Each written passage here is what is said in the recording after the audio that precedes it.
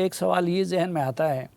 کہ ایک طرف امریکہ اور اسرائیل ہے، دوسری طرف ایران ہے، اور تیسری طرف مڈل ایسٹ کے ممالک ہیں. ہم کس کے ساتھ ہیں اور کس کے ساتھ نہیں ہیں؟ بہت شکریہ سلیم صاحب، آپ نے بہت اچھا سوال کیا اور بڑا پیچیدہ بھی ہے. چونکہ آج جس ہم دنیا میں داخل ہو چکے ہیں، اس دنیا میں ہر وہ قانون جو پچھلے 50 60 70 سال میں دوسری جنگ عظیم کے بعد انٹرنیشنل آرڈر کی بنیاد تھا، وہ سب تہ و بالا ہو چکا ہے. اور اس وقت ورچولی دنیا میں مائٹ از رائٹ کا قانون چل رہا ہے، جس کی لاٹھی اس کی بھینس. کوئی انٹرنیشنل لاء کی حیثیت نہیں ہے. یو این سسٹم ایک لحاظ سے غیر مؤثر ہو چکا ہے. اور ہمارے خطے میں بھی ایک ہمیں چومکھی صورتحال کا سامنا ہے. ایک طرف امریکہ اور اسرائیل جو ہیں انہوں نے ایران پر حملہ کیا ہے، لیکن ساتھ ہی ساتھ جو ایران کا رد عمل ہے، اگرچہ اس نے وہ امریکہ کے اڈوں پر کیا، لیکن وہ اڈے خلیجی ممالک کے اندر ہیں، اور وہ خلیجی ممالک اسے اپنی خود مختاری پر ایک لحاظ سے حملہ تصور کرتے ہیں، تو وہ بھی اس میں ایک فریق بن رہے ہیں. اور پاکستان کے جہاں ایران کے ساتھ بڑے گہرے تہذیبی، ثقافتی، مذہبی تعلقات ہیں، اسی طرح خلیجی ممالک سے بھی ہمارے ثقافتی، مذہبی تعلقات کے علاوہ بہت زیادہ معاشی اور اقتصادی تعلقات ہیں. ہمیں یہ نہیں بھولنا چاہیے کہ ہماری اس وقت 40 ارب ڈالر کی ترسیلات ہیں جو پاکستان کے لیے بہت ایک آکسیجن کا کام دیتی ہیں، اور اس میں سے اکثریت جو ہماری ترسیلات ہیں وہ سعودی عرب سے، یو اے ای سے اور گلف کنٹری سے آتی ہیں. تو اس لیے گلف کنٹریز کی اکانومی، اس کی صحت، اس کا براہ راست پاکستان کے اوپر اثر ہے. پھر ہمارے تقریباً 40 لاکھ یا اس سے زیادہ لوگ، افراد جو ہیں وہ بھی گلف کے اندر برسر روزگار ہیں. تو پاکستان اس صورتحال سے بھی غافل نہیں رہ سکتا. تو اس لیے پاکستان کی اس پورے ایپیسوڈ میں کوشش یہ رہی ہے کہ سب سے پہلے تو ہم نے یہی کوشش کی، اور اس میں خلیجی ممالک نے بھی بہت کوشش کی کہ جنگ ہو نہ پائے، کیونکہ اس جنگ کا ان کو بھی ادراک تھا کہ اس کے شعلے جو ہیں وہ صرف ایران تک محدود نہیں رہیں گے، یہ وائڈر ریجن کو اپنے لپیٹ میں لے گی اور اسے سب فریق متاثر ہوں گے. اور پاکستان نے بھی اس لیے جو جس حد تک سفارتی کوشش تھی وہ کی، لیکن یہ بڑا انفارچونیٹ ہے کہ ایران پر اسرائیل کے کہنے پر امریکہ نے حملہ کیا، جو کہ خود ان کے سیکرٹریز آف اسٹیٹ نے اس بات کو کہا،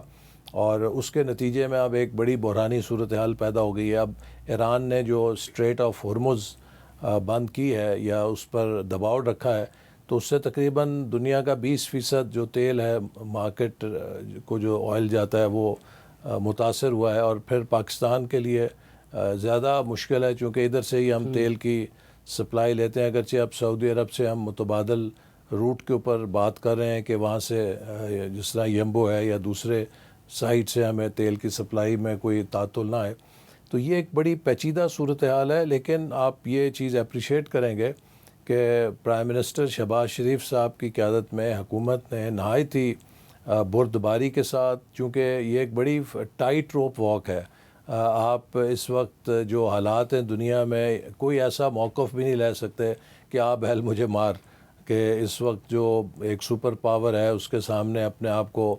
کھڑا کر دیں کہ وہ آپ کی طرف بھی رخ کرے. ایک ایسا بھی ہم کوئی موقف نہیں لے سکتے جس سے ہمارے تعلقات جو ہیں ہمارے ان برادر ملکوں سے خراب ہوں جن کے ساتھ بڑا گہرا تعلق ہے. تو پاکستان نے ایک بڑا مصالحتی کردار ادا کیا ہے، جس کو ایران نے بھی اکنالج کیا. آپ دیکھیے جب ایران پر حملہ ہوا تو سب سے پہلے مذمت مسلم ممالک میں پاکستان نے کی اس کی، اور پھر سیکیورٹی کاؤنسل میں جو ہمارے مندوب تھے انہوں نے اس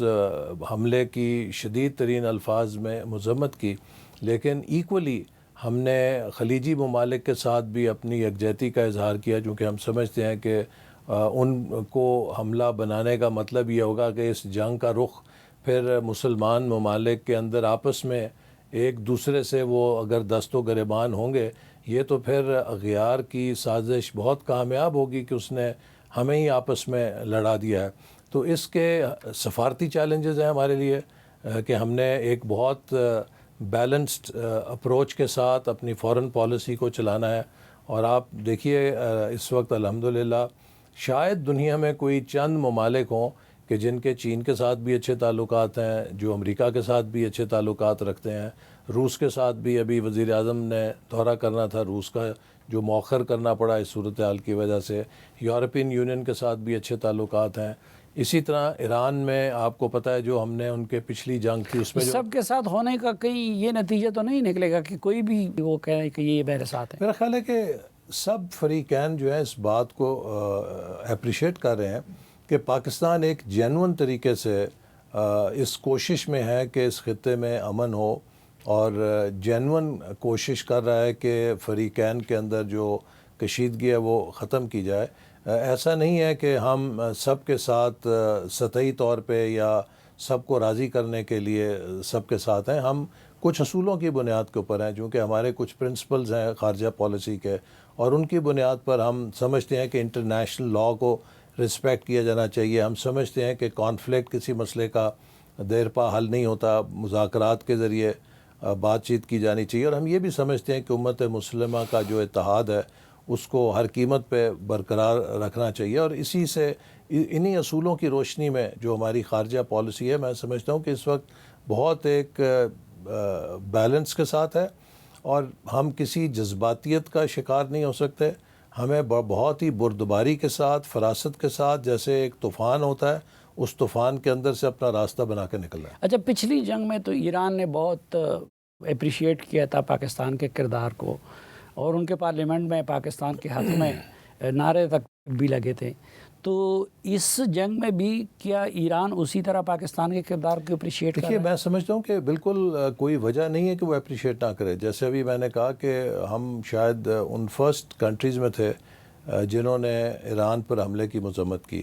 اور پھر سیکیورٹی کاؤنسل میں ہم نے بھرپور ان کے موقف کی ترجمانی کرتے ہوئے اس جنگ کے مذمت کی اور اپنا موقف کا اظہار کیا۔ اور اسی طرح ابھی اس پورے جو کرائسس ہے اس میں بھی خلیجی ممالک اور ایران کے درمیان پاکستان نے ایک بڑا ایکٹیو ڈپلومیٹک رول پلے کیا ہے کہ اس ٹینشن کو بڑھنے سے روکا جائے، اور ایسی صورت نہ بنے کہ جس میں ایران اور یہ خلیجی اور عرب ممالک جو ہمارے برادر ملک ہیں، ہم آپس میں ایک دوسرے کے ساتھ بہت سنگینی کے ساتھ تنازع میں الجھ جائیں۔ تو پاکستان کے اس کردار کو تمام فریقین نے، ایران بھی اپریشیٹ کرتا ہے، اور ایران اس چیز کا احساس کرتا ہے کہ ہم نے جنگ رکوانے کے لیے ہر ممکن سفارتی کوشش کی ہے، اور اسی طرح خلیجی ممالک نے بھی ہمارے اس کردار کو سراہا ہے کہ جو ہم نے جو کچھ ہمارا ایران کے اوپر تھوڑا انفلوئنس تھا اس کو استعمال کیا، اور اس بات کی کوشش کی کہ اس ریجن کے اندر ٹینشن جو ہے وہ مزید اس میں اضافہ نہ ہو۔ جو سعودی عرب کے بارے میں ہمارے وزیر خارجہ کی طرف سے یقین دہانی بھی کرائی گئی تھی، تو اب کیا سعودی عرب پہ بھی تو اسی طرح حملے ہو رہے ہیں؟ تو کیوں ایران نے وہ بات نہیں اس ساری ڈپلومیسی کا نتیجہ یہ ہے کہ ایک سطح کے اوپر اگرچہ کچھ واقعات ہو رہے ہیں، لیکن ایک اسٹریٹجک میں سمجھتا ہوں انڈرسٹینڈنگ ہے۔ اگر آپ دیکھیں ابھی سعودی عرب کی طرف سے جو اعلان کیا گیا کہ وہ اپنی سرزمین کو استعمال نہیں ہونے دیں گے ایران کے خلاف، تو ایران کے ایک اعلیٰ عہدیدار نے اس اعلان کا بہت خیر مقدم کیا ہے، اور انہوں نے سعودی عرب کے اس اعلان کو سراہا ہے، اور میں سمجھتا ہوں کہ یہ ایک بڑی مثبت چیز ہے کہ ہمیں ہر قیمت پر ایران اور اپنے خلیجی ممالک اور عرب ممالک کے درمیان کسی قسم کے تصادم یا کسی قسم کے محاذ رائی کو بڑھنے سے روکنا ہے۔